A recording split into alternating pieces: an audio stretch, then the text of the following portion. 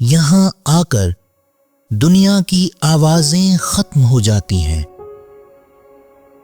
सिर्फ हवा की एक सरगोशी बचती है जो देवदार के इन पेड़ों से गुजरती है, एक खामोश गीत की तरह।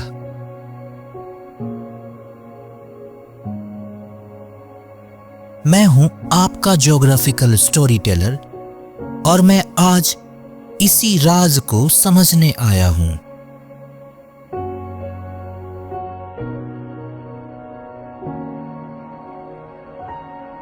यह सिर्फ खूबसूरती नहीं है, यह एक एहसास है, एक आत्मा है जो यहाँ की हवा में, यहाँ के पानी में और यहाँ के लोगों की आंखों में बसती है।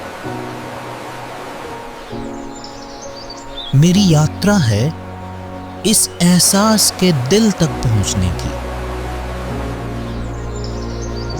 हम इस घाटी की कहानी को इसके मौसमों के साथ जिएंगे, बसंत के इस जागरण से लेकर सर्दियों के गहरे सब्र तक। इस जन्नत का शरीर हजारों साल पहले पानी और पत्थर के एक महानाटक में गढ़ा गया था। भूवैज्ञानिक और प्राचीन नीलमत पुराण दोनों कहते हैं कि यह घाटी कभी एक विशाल झील थी। पीर पंजाल श्रृंखला के उठने से यह एक पन्ना जैसी कटोरी बन गई, जिसमें हिमालय के ग्लेशियरों का पानी भर गया।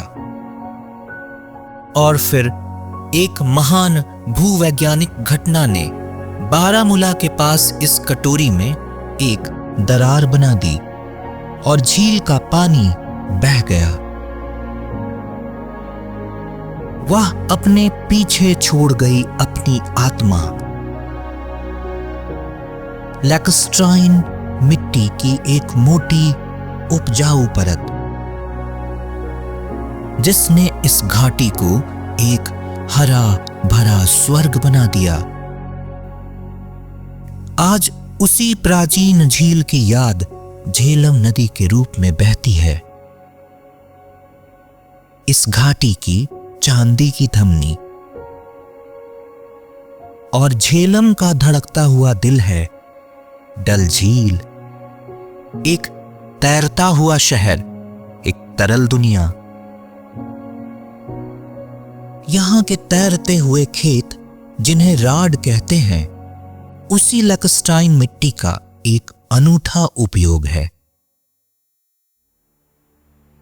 यह दुनिया की सबसे खूबसूरत हाइड्रोपोनिक खेती है। यह सिर्फ एक घाटी नहीं, लिद्दर और सिंध जैसी दर्जनों छोटी घाटियां इसकी शाखाएं हैं।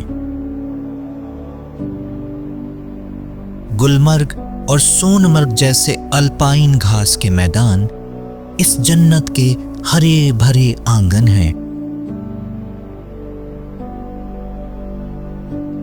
डाचीगाम राष्ट्रीय उद्यान में मिलता है हंगल, लाल हिरण की एक गंभीर रूप से लुप्तप्राय उप प्रजाति जो सिर्फ यहीं पाई जाती है। यह इस घाटी की नाजुक और अनूठी जैव विविधता का प्रतीक है। अगर बसंत कश्मीर का जागरण है, तो शरद ऋतु इसकी आत्मा है। यह चिनार के पेड़ों का मौसम है। हर पत्ता एक सुनहरा पन्ना है जिस पर इस घाटी का इतिहास लिखा है।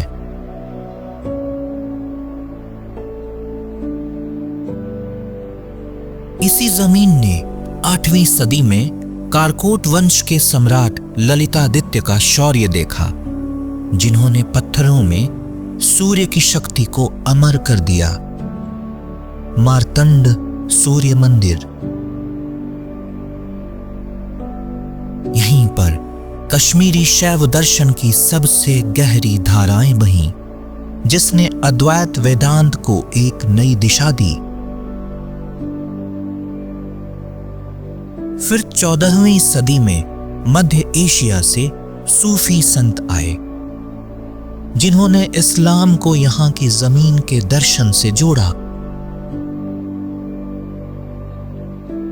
और फिर आए मुगल, जिन्होंने इस घाटी को अपने सपनों का बागीचा बना दिया। इस जमीन ने अपनी भावनाओं को हमेशा कविता में व्यक्त किया है।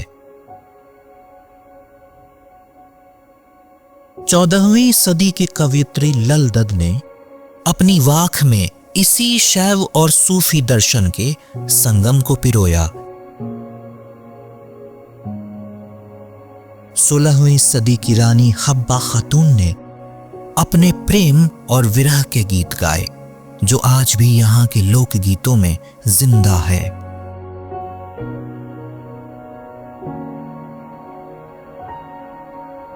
कश्मीर का असली दिल उसके लोगों के हाथों में बसता है। पश्मीना के इन धागों को देखिए, यह सिर्फ ऊन नहीं, यह हवा को बुनने की कला है। यह लद्दाख की चांग थांगी बकरियों के बालों से बनता है।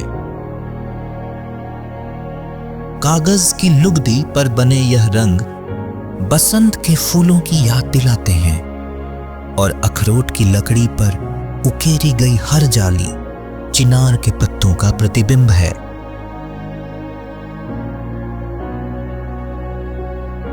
यह कला यहां के स्वाद में भी दिखती है। वाजवान सिर्फ एक भोजन नहीं, यह एक पाक कला का महाकाव्य है, एक 36 व्यंजनों की कविता।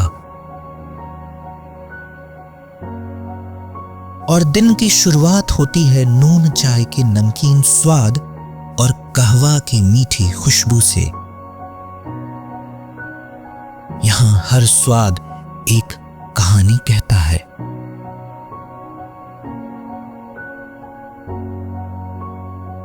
और फिर आती है सर्दी।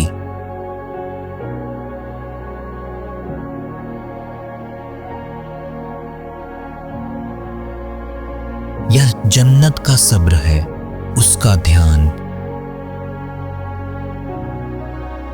बर्फ अब सब कुछ ढक लेती है, शोर को, रंगों को और शायद दर्द को भी।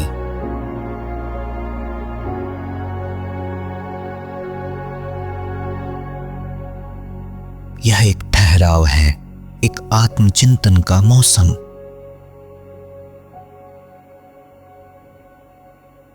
पर यह ठहराव अंत नहीं है, यह सिर्फ एक आराम है।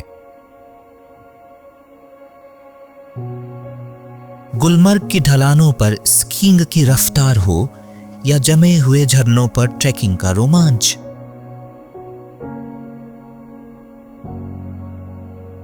जिंदगी यहां एक नया रूप ले लेती है।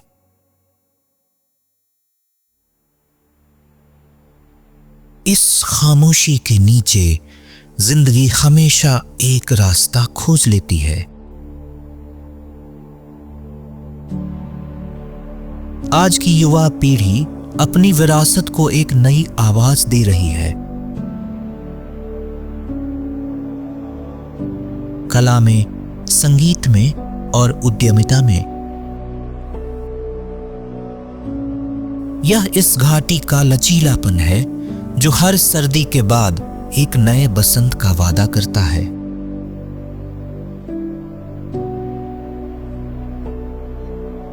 तो कश्मीर क्या है? यह सिर्फ एक खूबसूरत जगह नहीं है, यह एक विरोधाभास है। यह खूबसूरत भी है और जटिल भी, यह शांत भी है और अशांत भी।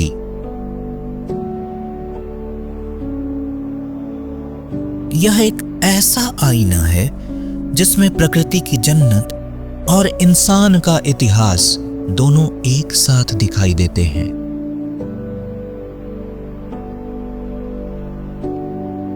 इस यात्रा ने मुझे सिखाया कि जन्नत कोई ऐसी जगह नहीं होती जहां कोई दुख या संघर्ष न हो। शायद जन्नत वह जगह है जो हर तूफान, हर सर्दी के बाद फिर से खिलने का हुनर जानती हो। अगर आप भी जमीन की ऐसी ही गहरी और खूबसूरत कहानियों को महसूस करना चाहते हैं तो इस यात्रा में मेरे साथ क्यों न शामिल हों। लाइक करें, शेयर करें और सब्सक्राइब करें और इस विचार यात्रा का एक अनमोल हिस्सा बने।